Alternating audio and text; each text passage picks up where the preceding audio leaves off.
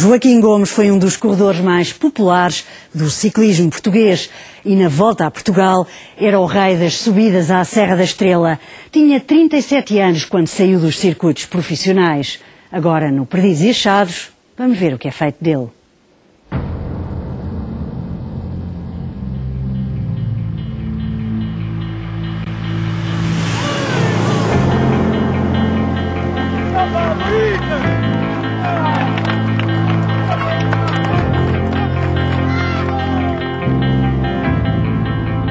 O importante para mim é não dizer se vou ganhar a volta ou não vou ganhar a volta, é saber se vou discutir a volta a Portugal e estarei em condições de proporcionar um bom espetáculo.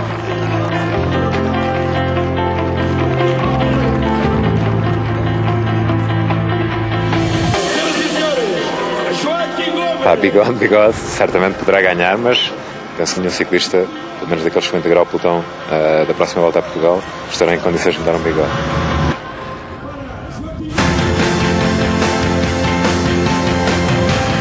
O grande favorito para mim é o Joaquim Gomes.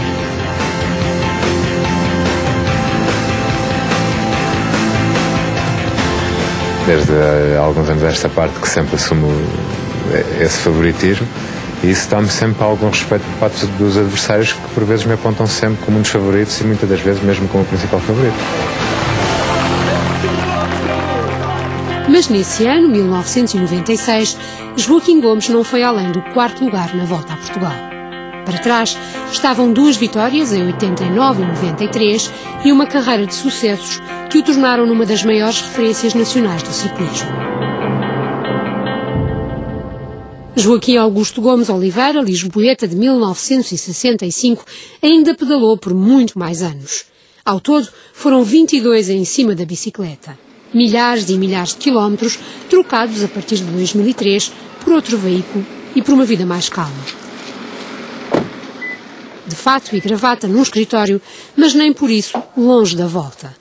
Na verdade, Joaquim Gomes nunca esteve tão envolvido na mais importante prova do ciclismo português como agora, que é o seu diretor. O momento de final de carreira é sempre algo que lidamos com alguma dificuldade.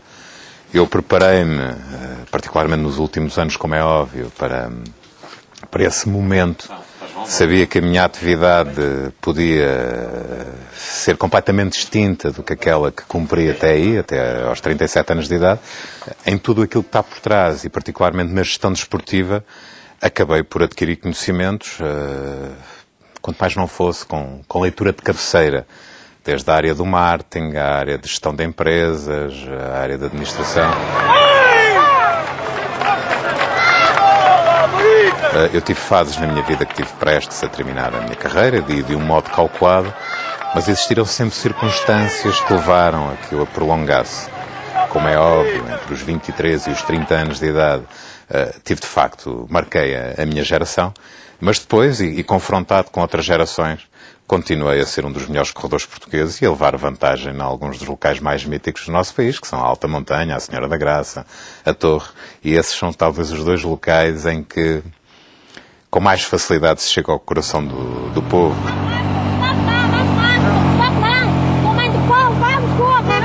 Sim, porque Joaquim Gomes era o rei da Serra da Estrela. As subidas eram o seu domínio, mesmo que para isso fosse preciso apelar a todas as forças e superar dores e cansaço. Muitas vezes isto não é uma atividade desportiva, assume contornos de sobrevivência, muitas vezes quando o esforço é levado ao limite e em contextos muito difíceis de explicar.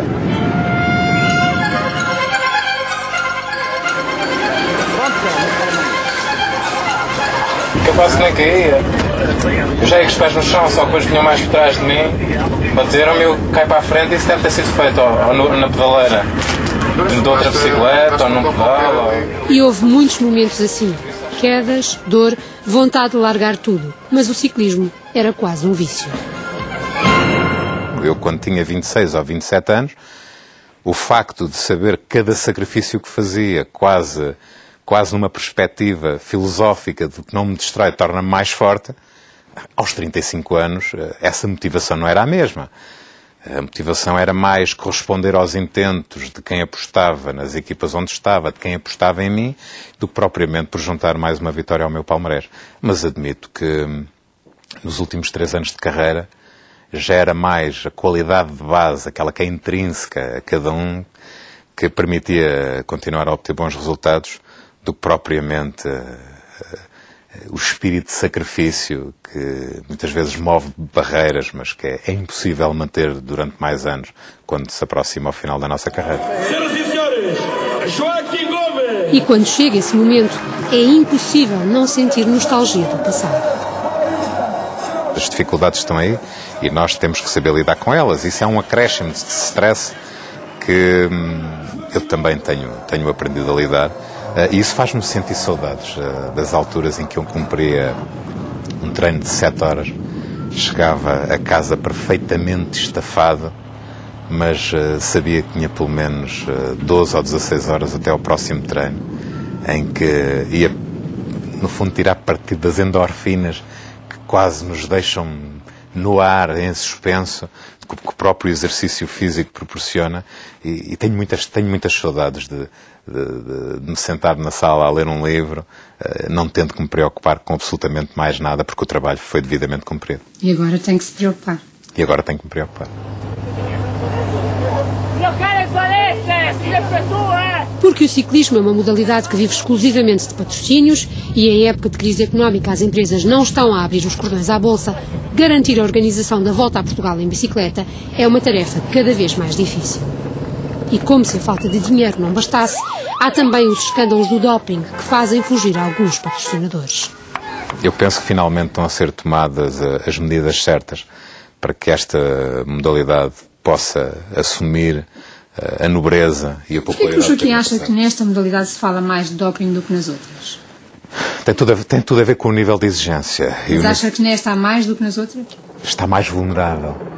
Qualquer médico desportivo que trabalha nesta modalidade sabe que um grande corredor, um grande atleta, para conseguir estar bem fisicamente ao fim de 2 ou 3 semanas de prova, tem que recuperar muito bem, porque senão qualquer corredor mediano que tenha uma razoável capacidade de recuperação, ao fim de 8 dias, ao fim de 10 dias, consegue estar ao nível dos melhores. E o doping no ciclismo incide particularmente nesta área, na capacidade de recuperação. O único português que à partida alimentava algumas esperanças de vitória na volta era Joaquim Gomes, da LA Alumínios. Joaquim Gomes participou em 1500 provas e ganhou 56. Joaquim Gomes foi sempre apoiado até à meta por populares que rodeavam a estrada. Ao longo da carreira, terá percorrido mais de 600 mil quilómetros em cima da bicicleta. Mas a relação mudou. Durante muitos anos, aquela coisa a que nós chamávamos máquina, a bicicleta, era quase como que um prolongamento do nosso corpo. Se porventura, antes de um treino meu, alguém com uma ferramenta alterasse a posição do guiador ou do selim, escassos milímetros, eu sabia que tinham mexido ali quando desse a primeira pedalada. E quando eu agora me ponho em cima da bicicleta e enfrento uma subida, e aquilo é tudo tão estranho, mas como é que eu... Isso deixou de existir, porque eu agora, para ter componente de passeio, sinto que vou fazer esforço, é algo de estranho. Digamos que nós estamos separados, eu e a bicicleta, mas é o tal desafio que mais dia, menos dia, teremos que nos reencontrar e, eventualmente, para cumprir mais alguns milhares de quilómetros, mas sempre com a componente de passeio como aliciante. Vou saltar para o burro! Ô Zé, vamos saltar aqui para o burro! Rodrigo, meu camarada! Oi! Alguns ex-ciclistas e alguns da minha geração e alguns consagrados até continuam a competir e conseguem ter força e isso deixa-me perplexo. Porque eu dediquei-me durante tantos anos de alma e coração, nos mais diversos níveis, quer dizer, quantas vezes se está com um conjunto de amigos ou se vai almoçar com amigos e nos apetece beber uma cerveja e não, pedimos uma garrafa de água. E eu conseguia fazer isso. Sentia-me à vontade a fazer isso. Agora fechei essa porta e quero beber uma cerveja com os amigos. Em Em janeiro de 1990, Joaquim Gomes passou a fazer parte do grupo dos ciclistas casados e pouco depois nasceu o primeiro filho, João. Eu casei muito novo, eu casei em 1990 e separei-me em 2006, tive 16 anos de casamento. E digamos que eu, durante o mês, passava 8 dias em casa e isso, obviamente, impõe algumas condicionantes a uma relação. Depois do divórcio, Joaquim Gomes começou uma nova relação e dela nasceu mais um filho. O mais velho tentou as bicicletas, mas acabou por desistir e agora as atenções voltam-se para o mais pequeno. Vamos tentar recuperar a camisola amarela.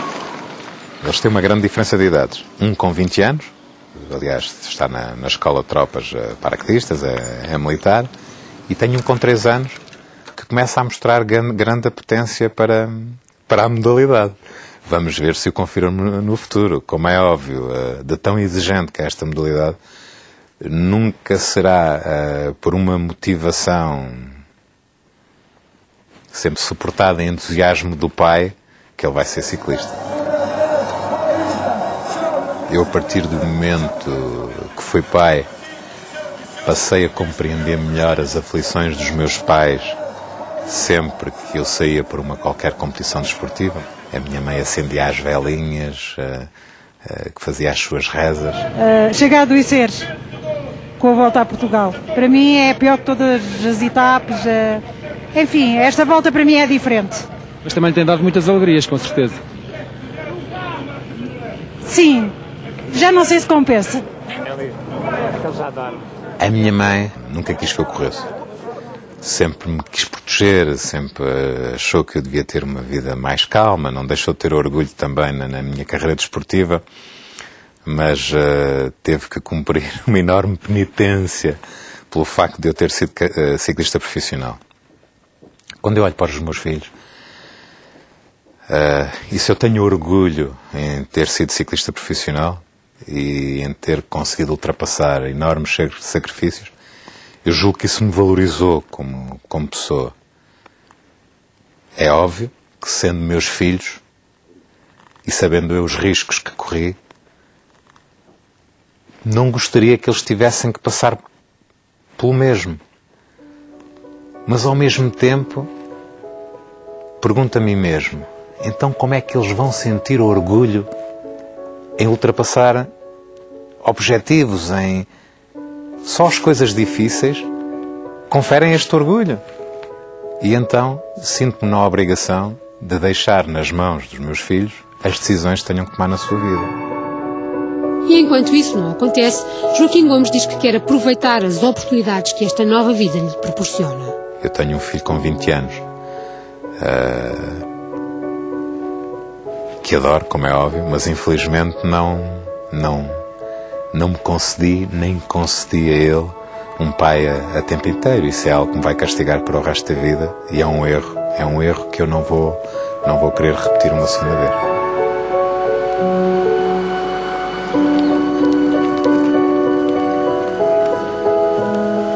E agora, a relação com a máquina é aos fins de semana, devagarinho e a dois.